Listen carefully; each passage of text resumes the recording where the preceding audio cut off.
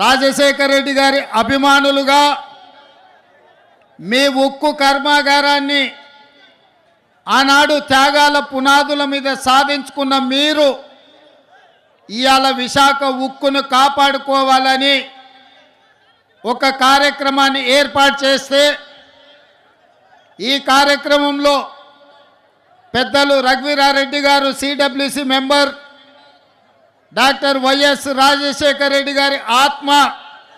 అడుగడుగున ఆయనను వెన్నంటి నిలబడ్డ డాక్టర్ కేవీపీ రామచంద్రరావు గారు, అదేవిధంగా కేంద్ర మంత్రివర్యులు పల్లం రాజు గారు, అదేవిధంగా సిపిఐ నాయకులు నారాయణ గారు, సిపిఎం నాయకులు, అదేవిధంగా కాంగ్రెస్ పార్టీ కార్యనిర్వాహక అధ్యక్షులు, జిల్లా పార్టీ అధ్యక్షులు మిత్రుడు రుద్రరాజు గారు, అదేవిధంగా మండల పార్టీ నాయకులు, గ్రామస్థాయి నాయకులు, రాజశేఖర రెడ్డి గారి అభిమానులందరికీ కూడా హృదయపూర్వకంగా నమస్కారం తెలియజేస్తున్న మిత్రులారా, ఈరోజు వైఎస్ షర్మిల గారి నాయకత్వంలో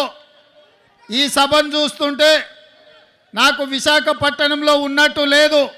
హైదరాబాదు నగరంలో, తెలంగాణలో నేను నా కార్యకర్తలతో ఏర్పాటు చేసిన సభ ఎంత విజయవంతం అవుతుందో, వేలాది మంది వచ్చి అండగా నిలబడతారో ఇవాళ ఇక్కడ చూస్తుంటే నాకు హైదరాబాదు నగరంలో కాంగ్రెస్ పార్టీ సభను ఏర్పాటు చేసినట్టుగా ఉంది. వాస్తవంగా నేను ఈ సభకు రావాలనుకున్నప్పుడు కొంతమంది మిత్రులు అన్నారు, అక్కడ కాంగ్రెస్ పార్టీ లేదు కదా, మీరెళ్ళి సభ వైఫల్యం చెందితే మనకు చెడ్డ పేరు వస్తుంది కదా అని. అంటే నేను ఒక మాట చెప్పిన వాళ్లకు, వైఎస్ఆర్ బిడ్డ, వైఎస్ఆర్ ఆశయ సాధన కోసం, విశాఖ ఉక్కును కాపాడాలనే ఉక్కు సంకల్పం కోసం షర్మిలమ్మ సభ పెడితే తప్పకుండా ఆయన అభిమానులు అందరూ అక్కడికి వస్తారు, అండగా నిలబడతారని నేను వారికి చెప్పిన ఆ నమ్మకం, విశ్వాసం డాక్టర్ వైఎస్ఆర్ మీద మీరు చూపించి షర్మిలమ్మను ఆశీర్వదించి విశాఖ ఉక్కును కాపాడుకోవడానికి వచ్చినందుకు మీకు అందరికీ మనస్ఫూర్తిగా ధన్యవాదాలు తెలియజేస్తున్న మిత్రులారా, భౌగోళిక రాష్ట్రాలుగా విడిపోయినాం.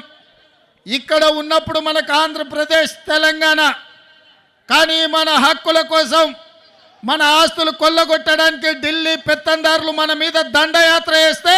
మనం తెలుగు వాళ్ళం, మనం అన్నదమ్ములం, ఒకరికి ఒకరం అండగా నిలబడి ఢిల్లీ నుంచి సుల్తానులు వచ్చినా, జాగీర్దారులు, జమీందారులు వచ్చినా తెలుగు గడ్డ మీద ఇటుక పెళ్ళను కూడా తీయలేరు, విశాఖ ఉక్కును ఒక ఇంచు కూడా కదిలించలేరు అని చెప్పి నేను ఈ సందర్భంగా తెలియజేయదలుచుకున్నా. ఆనాడు కురుక్షేత్రం జరిగేటప్పుడు కౌరవులు, పాండవులు వేరు వేరు, వాళ్ళ మధ్యలో సమస్యలు వచ్చినప్పుడు పోరాటం వేరు. కానీ వాళ్ళ మీదికి ఎవరైనా దండెత్తుతే వాళ్ళు 105 అయి అందరూ కలిసికట్టుగా నిలబడి వాళ్ళ ప్రాంత ప్రజల్ని, వాళ్ళ హక్కులను కాపాడుకోవడానికి కొట్లాడేవాళ్ళు. ఇవాళ కూడా మిత్రులారా, చాలామందికి అనుమానాలు ఉండొచ్చు, అపోహలు ఉండొచ్చు, వైఎస్ఆర్ వారసులు ఎవరు అని. నేను ఇవాళ ఒక్క మాట చెప్పదలుచుకున్న మిత్రులారా,